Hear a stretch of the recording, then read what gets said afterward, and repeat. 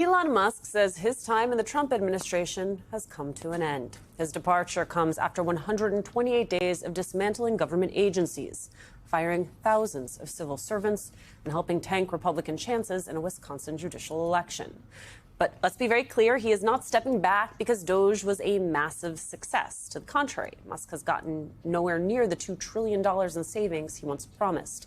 His exit is much more likely due to Tesla's plummeting sales and his severely tarnished professional reputation.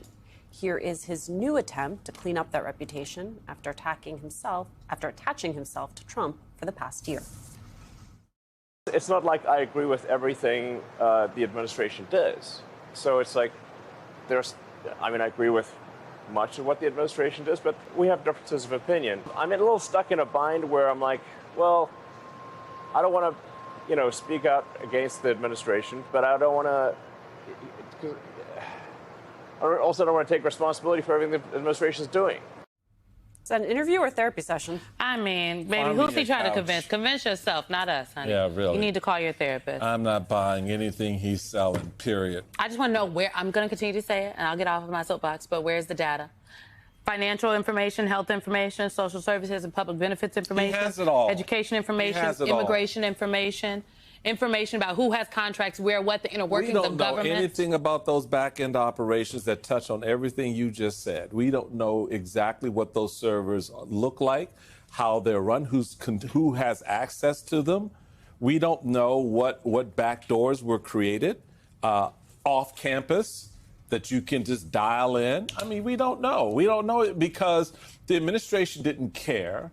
Musk was allowed to run amok. And he got to the point where two things happened, and it just happened to coincide at the same time. One, he fell out of favor with the public because they started to see what he was doing, and it became material to them in real ways. And two, to your point, he finished the job. He got it done. It's all installed. And so now he's sitting back acting like, well, my time in government, I don't want to disagree, but man, please. Well, that's because the damage has already been done. Thank you. The damage to institutions has already been done. And that's why I think it's a little ridiculous to hear him out there this week saying he was disappointed with Trump and Republicans' spending bill because I am not sure if he missed the memo. DOGE was never about the deficit. At all. That wasn't the point. Even though it is true that this bill does balloon the deficit, which the last time Donald Trump was president, the deficit ballooned, so it is par for the course here. Republicans don't care about the deficit. Only when a Democrat is president. Well, only when a Democrat is president. I do think you have Senate Republicans who are concerned and do not like the version of the bill. Okay, so what they going to do about it? Together. I mean, what they going to do about it? What y'all going to do about it? All right, because I'm concerned about it. The debt deficit, we've been talking about it for 30, 40 years. What are we going to do about it? All right, so don't sit there. Don't show me your concern. Act, baby. You're a senator. You're in the majority. So you can shut it down. You can correct the record. You can make it right. You don't have to do the cuts that's proposed, and you can still reach the balance that you want in the spending, right? You can help to bring the deficit down, but that's not what Donald Trump wants. So what you gonna do? Well, Ron Johnson says he's going to go through the bill line by line, and he has enough support on the Republican side of the aisle to do it. We will be waiting with bated breath to see. While that is happening or not happening, I mean, I don't know if we should. All we have to go off of is what Elon Musk has said and what Elon Musk has done. But less than 6 months into this administration, the man who came in like some kind of MAGA rock star who was jumping around at Trump rallies, appeared in every cabinet meeting, seemed to be running the cabinet meetings, spoke to adoring crowds at CPAC, is now unceremoniously slinking out the side door. And I want to be clear here and be fair-minded, clear-eyed. By every conceivable metric, Musk's stint in government has been an unmitigated, abject failure. Any way you look on it. On the substance, it's just been wildly destructive and also volatile. Remember, like it was the email to everyone. What'd you do? 3 things. And then they just abandoned that. A lot of lifelong experts in key positions in our federal government have lost their jobs and we can't get them back. Important medical research. I mean, groundbreaking stuff has been paused or destroyed, possibly indefinitely. Government agencies across the board are functioning worse. If you talk to people in the government and you read the reporting, they are functioning worse than they were before. There are also enormous, almost sort of unspeakably large ramifications for people in the global south, where the Musk-led cuts to foreign aid will lead to incomprehensibly needless suffering.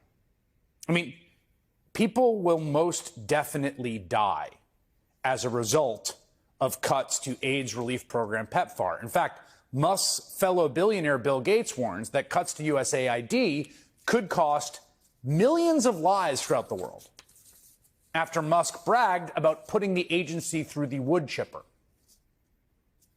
So Musk did enormous substantive damage, both to our own country, to other people, some of the most vulnerable abroad. That's going to be hard to repair. But even by his own standards, because I don't think he cares about that, his so-called cost-saving efficiency program, DOGE, was a total failure as well. I mean, the world's richest man promised to cut, remember, federal spending by $2 trillion with a T dollars. Okay? By his own website's shoddy math, he managed to cut just 1.75 billion. That's less than 1/1000th of what he promised. He barely made a dent. It's a rounding error. Even the Libertarian Cato Institute, which is ideologically very supportive of DOGE's mission, wrote that Musk, quote, has overpromised and underdelivered on verifiable spending cuts. It was all a con. I mean, part of this is that Musk assumed, like so many people do, that the government is full of lazy bureaucrats who can be fired without any meaningful consequences. But even one of his own DOGE insiders had to concede it's not actually true. In an interview, tech founder Sahil Lavinia, who Musk placed at the VA, said, quote, I would say the culture shock is mostly a lot of meetings, not a lot of decisions, but honestly, it's kind of fine because the government works. It's not as inefficient as I was expecting, to be honest. I was hoping for more easy wins. Adding that now that he's there, he says he finds himself surrounded by people who love their jobs, who came to the government with a sense of mission driving their work. Now, like most administration officials who accidentally say true things, that guy got fired for that interview. But Americans in general did not like the behavior and the cruelty of DOGE. And now Elon Musk, with what is left of his tattered reputation, is doing media interviews trying to reboot his image and distance himself from it all. You know, it's not like I agree with everything the administration does. So it's like I agree with much of what the administration does, but we have differences of opinion. You know, the things that I don't entirely agree with. But it's difficult for me to bring that up in an interview because then it creates a bone of contention. So then I'm a little stuck in a bind where I'm like, well, I don't want to, speak out against the administration, but I don't want to. I also don't want to take responsibility for everything the administration is doing. I mean, again, you got to just concede it where it is. I mean, this is a guy who is profoundly charismatic, silver-tongued, eloquent, amazing communicator. Yes, it is a tough spot to be associated with those toxic Trump policies. Maybe that explains the sudden, massive unpopularity. But this is you, right?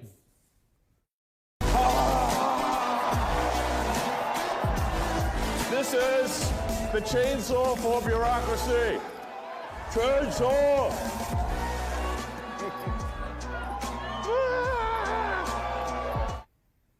Did you feel that down into your toes? That full body cringe? Well, Musk is now leaving in disgrace because lots of people felt that way when they were around him. He was wholesale rejected by about everyone. We've seen report after report after report that everyone simply couldn't stand the guy. Doesn't matter how rich he is. Back in March, the New York Times reported on an explosive cabinet meeting where Secretary of State Marco Rubio, Transportation Secretary Sean Duffy, and Veterans Affairs Secretary Doug Collins all tore into Musk for his haphazard cuts in their respective agencies. Earlier this month, The Atlantic reported on an expletive-ridden screaming match between Musk and Treasury Secretary Scott Bessent that spilled out from the Oval Office into more public areas of the West Wing. That same article also quotes the General Counsel for the American Federation of Government Employees as saying, quote, "We kicked him out of town. If he had stayed in the shadows and done this stuff, who knows how bad it would have been, but no one likes the guy." No one likes the guy might be the best summation of Musk's forays into American politics I've encountered. His Waterloo, sort of electorally speaking, came in April. Remember that in the state of Wisconsin? Remember what he did there? Guy thought he was so popular, that he was such a good politician himself, that he flew in from out of state and wore a cheese head and flexed his newfound political muscles in the state Supreme Court race. And he spent a small fortune of his own money in support of the conservative candidate, Brad Schimel, and it didn't work. His candidate lost by 10 points. And voters, they really didn't like Musk. So when Caroline Leavitt, the press secretary today, says the court should have no role here, and then she said America cannot function if Trump or any other president has their diplomatic or trade negotiations railroaded by activist judges, right? So they're going back to any judge that would rule against them as activist. You've already pointed out not just the credibility of these judges, but one of them was appointed by Trump himself. What do you say, though, to her? I don't think creepy Caroline, when she speaks, I don't think anybody in America really takes her seriously on a matter of substance. I mean, she's not, learned by any imagination. And I think her comments are clearly so defensive and so ill-informed that people might largely turn her out. She's wrong. And keep in mind, these courts are not trying to participate in international trade matters. All they're doing is ruling on whether a statute authorizes actions by a president. Did Congress delegate its authority to the president under this statute? And the statute in question has never in history been used in connection with tariffs. So I think the likelihood is that this statute will be upheld and enforced in a way that precludes the president from trying to pretend that he has these all-encompassing powers. People giving up on Trump. You see that Trump's buddy Elon is gone. I'm sure that some lawyers are probably going to follow. I'm sure Elon brought some legal people along. You see a former Trump lawyer there, just totally giving up on defending Trump. This was a guy, this was a guy that played it pretty fair the last 4 years. They often brought him on to talk about Trump criminal trials as an experienced lawyer and somebody that is experienced with Trump. And there would be moments where he would say, well, this particular trial, I'm not so sure it's the best. I don't think that this argument's particularly good. Not to necessarily say I think Trump is innocent, but if this is the argument that the prosecution will make, then maybe there's reasonable doubt that still remains. And on other cases, they were like, oh yeah, no, he's stone cold guilty. He's stone cold guilty of this. So, and he would defend some aspects of what Trump did in office, but not all. So for him to come out and basically call Trump's team like a bunch of dummies, that's pretty bad. And this is what's happening. As Trump's plans falter, as the American people backlash, as the courts backlash, people are looking for an exit. Both people that do currently work with or for Trump, looking for an exit, and people whose relationship, whose name, if you look them up, is still like Trump lawyer, former Trump lawyer, Trump staffer, former Trump staffer. And they have to make extra friggin' sure they quit on Trump publicly so that people aren't like, oh God, like this lawyer, this former military top person that was appointed by Trump, or this former top staffer, or this person in the media that was close to Trump, that they need to really make sure to say, I quit on Trumpism, I quit on Trump, I quit on his project, because I am out of here. Please don't blame me.